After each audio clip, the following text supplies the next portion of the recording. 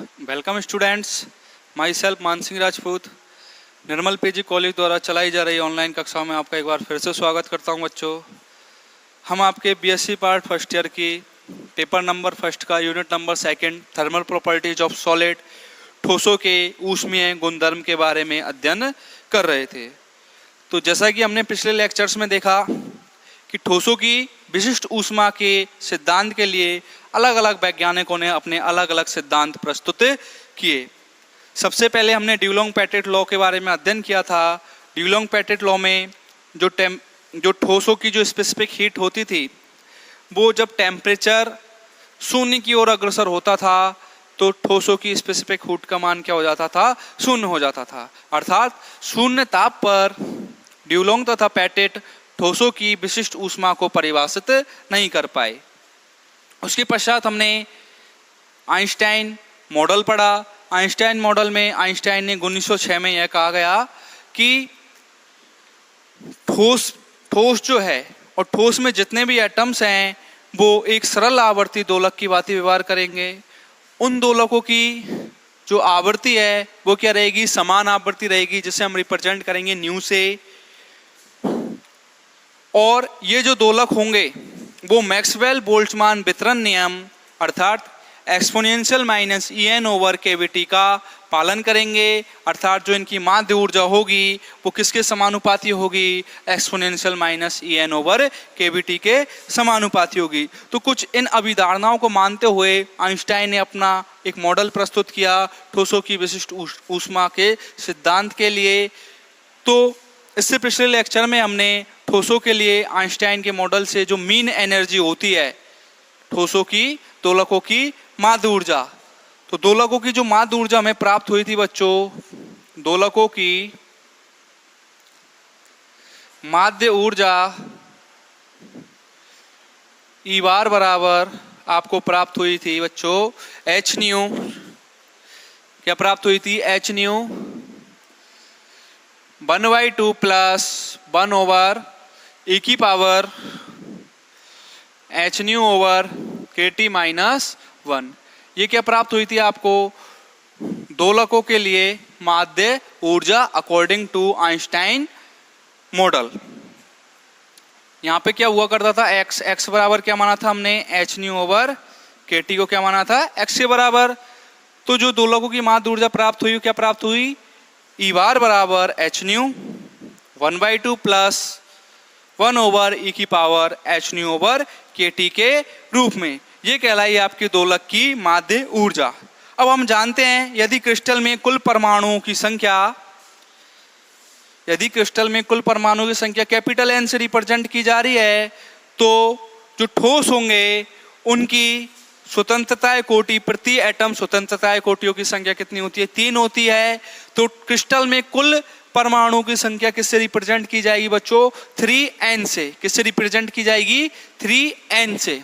तो देखो अब हम बात करेंगे आज के लेक्चर में ये दोलकों की जो माध्य ऊर्जा आई है, तो दोलकों की जो आंतरिक ऊर्जा होती है हमें क्या प्राप्त होती है?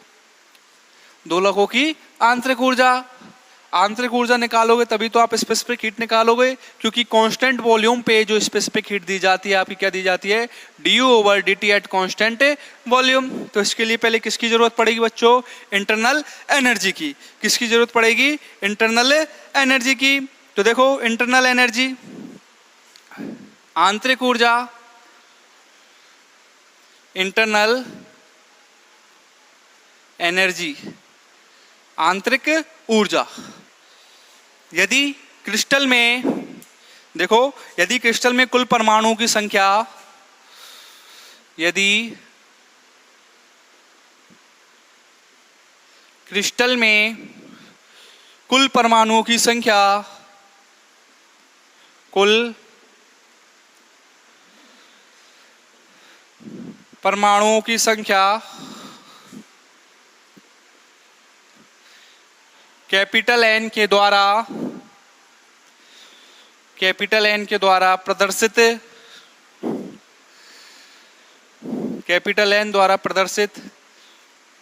की जाती है तो हम जानते हैं यदि क्रिस्टल में कुल परमाणु की संख्या किससे रिप्रेजेंट की जा रही है? आपकी कैपिटल एन से। तो जो सॉलिड्स होते हैं आपके क्रिस्टल में, जो सॉलिड्स होंगे उनकी प्रति स्वतंत्रता है कोटियों की संख्या, एक एटम के संगत जो स्वतंत्रता कोटियों की संख्या होती है वो कितनी होती है? 3। तो त्रिविम में स्वतंत्रता कोटियों की संख्या, त्रिविम में स्वतंत्रता कोटियों की संख्या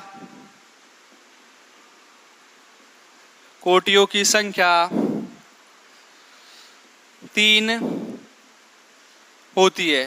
प्रत्येक एटम के करस्पॉन्डिंग जो डिग्री ऑफ फ्रीडम रिप्रेजेंट किए जाएंगे वो कितने होंगे, इंट्रोड्यूस किए जाएंगे वो कितने होंगे बच्चों? 3 होंगे। तो अब हम देखेंगे जो क्रिस्टल में हम टोटल परमाणु की संख्या n मान रहे थे, तो जब त्रिविम में स्वतंत्रता कोटियों की संख्या कितनी थी? 3। तो अब क्रिस्टल में कुल परमाणु की संख्या, इसलिए क्रिस्टल में कुल परमाणुओं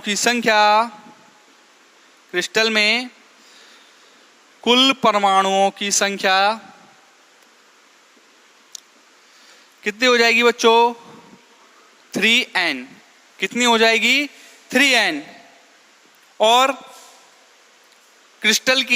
इस क्रिस्टल की जो आंतरिक ऊर्जा दी जाएगी वो किस रूप में दी जाएगी? देखो, अतः क्रिस्टल की आंतरिक ऊर्जा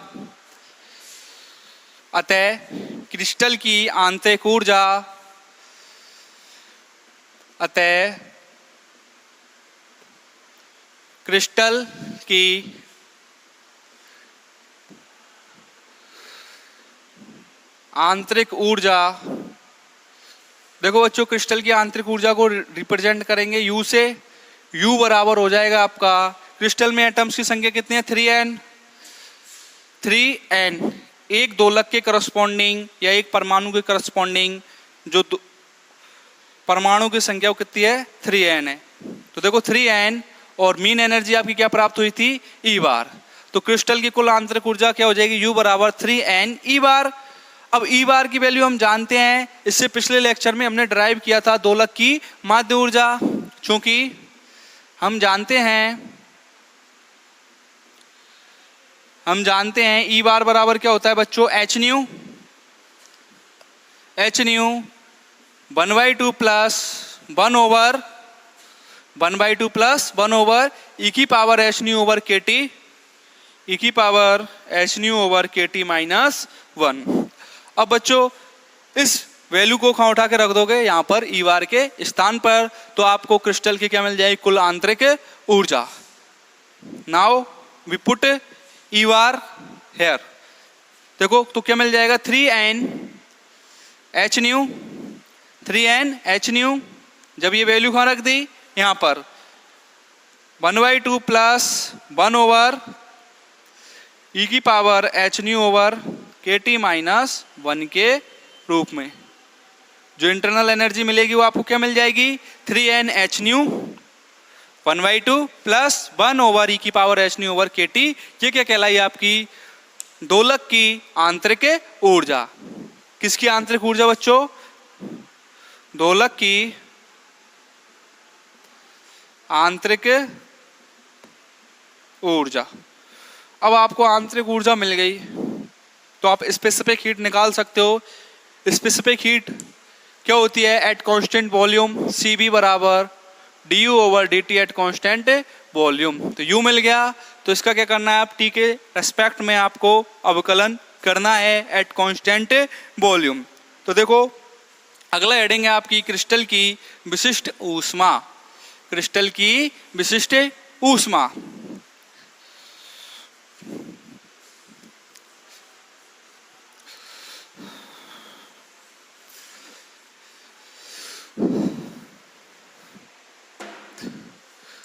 अगला हेडिंग है बच्चों आइंस्टाइन मॉडल कंटिन्यू है अपना।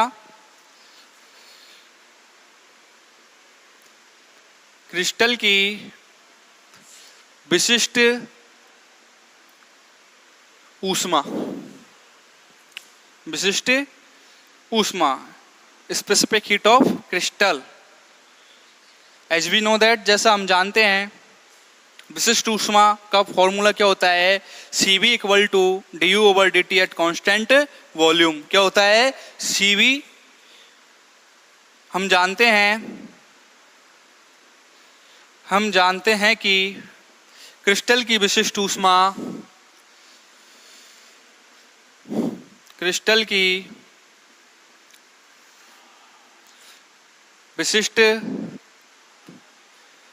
ऊष्मा Cv इक्वल टू क्या होती है बच्चों? du/dt at constant volume.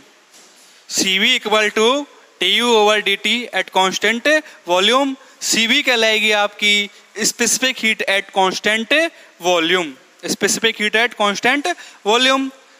और U बराबर आपका क्या प्राप्त हुआ है? Internal energy. इससे पहले 3Nhν, क्योंकि इंटरनल एनर्जी U बराबर क्या होगा? 3Nhν 1/2 plus 1/e⁻hν/kT - 1। तो इसको दे दो आप इक्वेशन नंबर 1। इक्वेशन नंबर 2 क्या करोगे? इक्वेशन नंबर 2 से मान कहां पुट कर दोगे? इक्वेशन नंबर 1 में। तो देखो समीकरण नंबर 2 से मान समीकरण नंबर 1 में रखने पर, समीकरण 2 से मान कहां रख दोगे? समीकरण नंबर 1 में। तो देखो वैल्यूज क्या प्राप्त होती हैं आपको?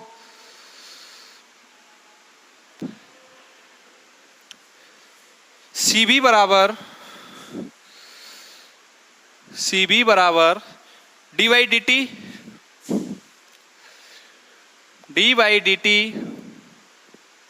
U की वैल्यू क्या है बच्चों? 3Nhν 3Nhν/2। इसको हम मल्टीप्लाई कर दिया 3Nhν को अंदर, 3Nhν divide by 2 plus 3Nhν plus 3Nhν over e⁻hν/kT - 1 की फॉर्म में। अब इसका क्या कर दोगे? टेम्परेचर T के रेस्पेक्ट में डेरिवेशन। तो देखो बच्चों Cv आपको जो अवकलन कर रहे थे हम, अवकलन करने के पश्चात क्या मिला था? 3Nhν मल्टीप्लाइड बाई e⁻, जब इनवर्स में ऊपर ले गए थे dy/dt e⁻hν/kT - 1 का इनवर्स। यही था e⁻hν/kT - 1 का इनवर्स। तो देखो इसका डेरिवेटिव करोगे तो क्या हो जाएगा? 3Nhν ये क्या हो जाएगा? माइनस e⁻hν/kT, और hν/kT का वापस किया तो क्या हो गया? माइनस के hν/kT²। और ये क्या हो जाएगा? e⁻hν/kT - 1 का पावर 2। तो इसको वापस से नीचे ले जाओ, क्या हो जाएगा? e⁻hν/kT - 1 की पावर 2। क्या हो जाएगा? e⁻hν/kT - 1 की पावर 2। अब देखो बच्चों इसको सॉल्व कर लो। Cv बराबर क्या मिल जाएगा? 3Nhν माइनस और माइनस प्लस, तो hν/kT²। इस वाली टर्म को कहां ले लिया आपने? बाहर।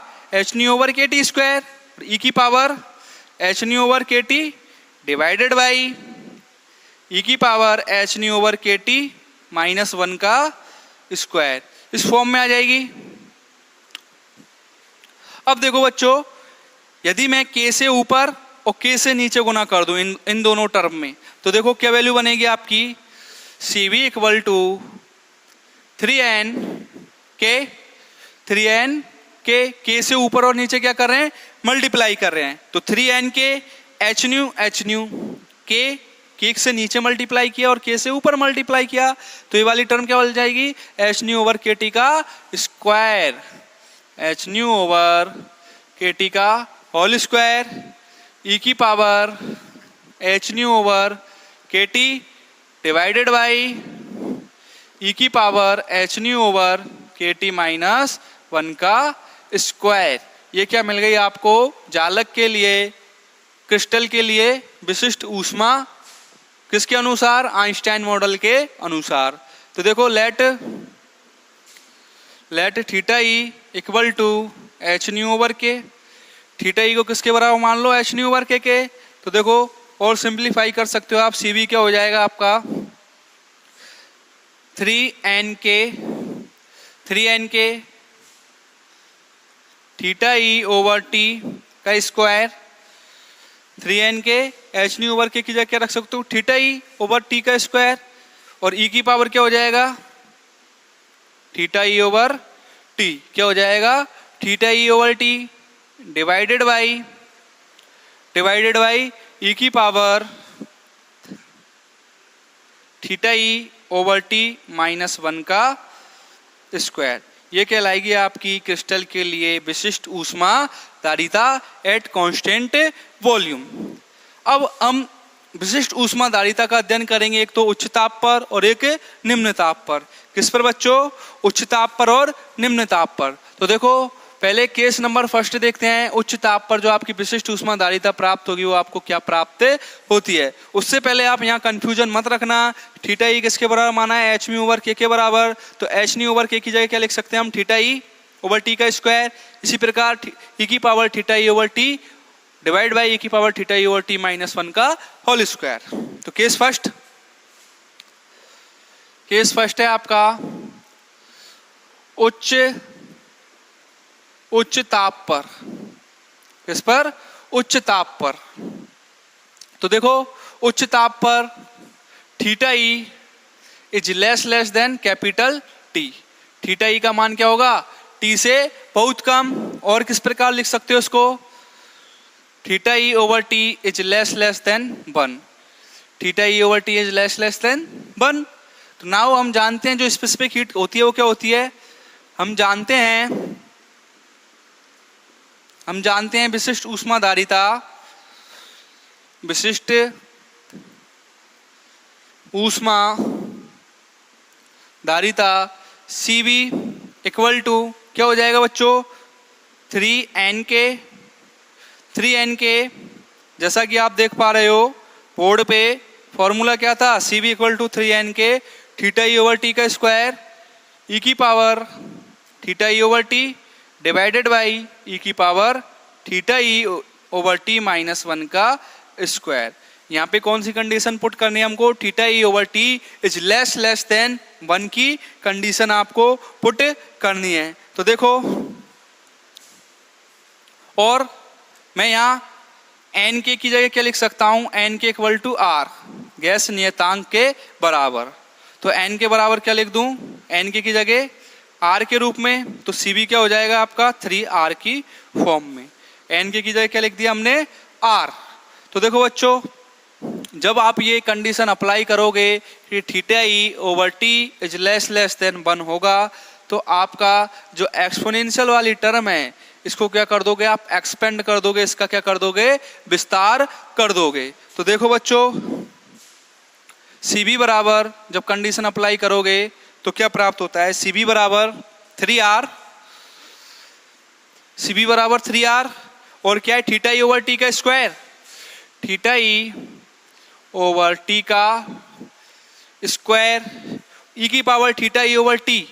जबकि थीटा ओवर टी का मान क्या है, 1 से बहुत कम है, तो इसको एक्सपेंड कर दो, 1 plus theta E over T plus dot dot dot. या फिर इसकी जो हायर ऑर्डर टर्म्स हैं बच्चों वो क्या हो जाएंगी, नगण्य मान लेंगे, क्योंकि थीटा ई ओवर टी का मान क्या है, बहुत अल्प है। क्या है, बहुत अल्प है, इसलिए इसकी उच्च घातों को क्या मान, इसका एक्सपेंशन कर दो, 1 प्लस ई की power theta E over T plus dot dot dot plus -1।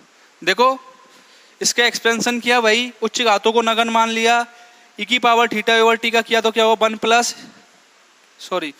Plus theta E over T plus dot dot dot और लास्ट में क्या है आपका -1। तो देखो -1 से +1 कैंसिल आउट और इसका क्या है आपका स्क्वायर, क्या है, स्क्वायर है, होल स्क्वायर।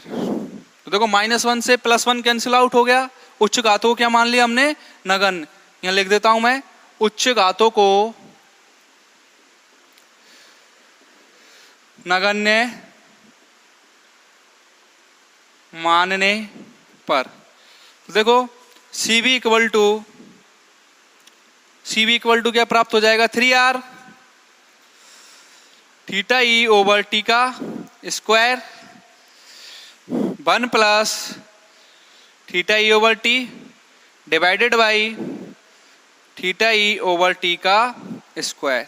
देखो थीटा ई ओवर टी के स्क्वायर से थीटा ई ओवर टी का स्क्वायर कैंसिल आउट, दोनों कैंसिल आउट हो जाएंगे।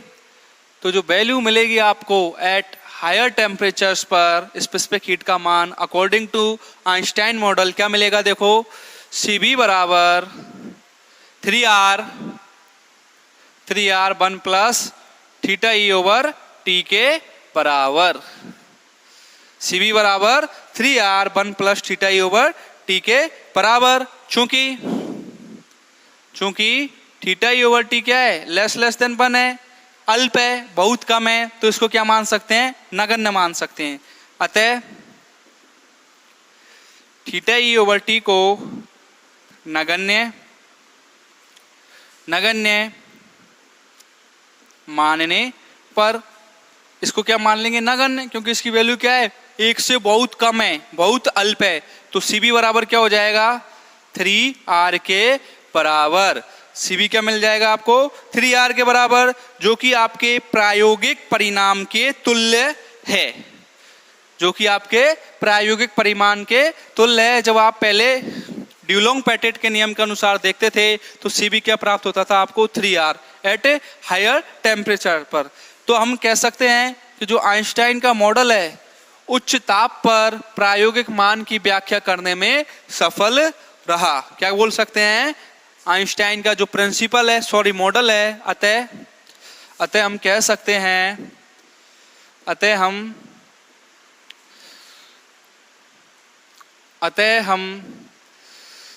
कह सकते हैं उच्च ताप पर आइंस्टाइन मॉडल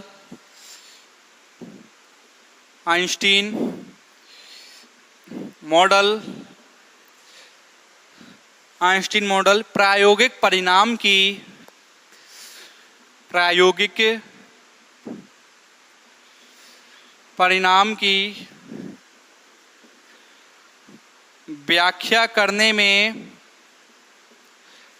परिणाम की व्याख्या करने में सफल रहा। ये मान आपको कहां से प्राप्त होता था, जब आप ड्यूलोंग पैटेट नियम के अनुसार जब स्पेसिफिक हीट निकालते थे तो CB क्या प्राप्त होता था, 3R। तो हमने अध्ययन किया कि एट हायर टेम्परेचर पर जो आपको स्पेसिफिक हीट प्राप्त हुई वो क्या प्राप्त हुई, 3R। तो हम कह सकते हैं कि जो आइंस्टाइन मॉडल है, आइंस्टाइन ने जो अपना मॉडल दिया प्लांक क्वांटम वितरण नियम को आधार मानकर, वो उच्च तापों पर ठोसों की विशिष्ट ऊष्मा के प्रायोगिक मान की व्याख्या करने में सफल रहा। अब हम इससे अगले लेक्चर में हम यही विशिष्ट ऊष्माधारिता देखेंगे, विशिष्ट ऊष्माधारिता एट लोअर टेम्परेचर पर। तो बात करेंगे क्या आइंस्टाइन मॉडल लोअर टेम्परेचर पर ठोसों की विशिष्ट ऊष्माधारिता को परिभाषित करने में सफल रहा या नहीं रहा। तो हम हायर टेम्परेचर पर देख चुके हैं, मान सेम आ रहे हैं, CB इक्वल टू 3R। तो बच्चों इससे अगले लेक्चर में हम लोअर टेम्परेचर की बात करेंगे, केस नंबर 2 की। आज के लिए इतना ही, धन्यवाद।